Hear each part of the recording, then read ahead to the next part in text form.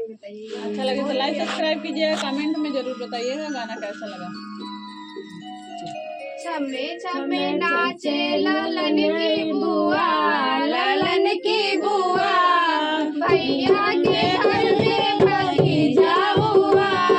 छमे छमे नाचे ललन की बुआ, ललन की बुआ, भैया के घर में भतीजा हुआ।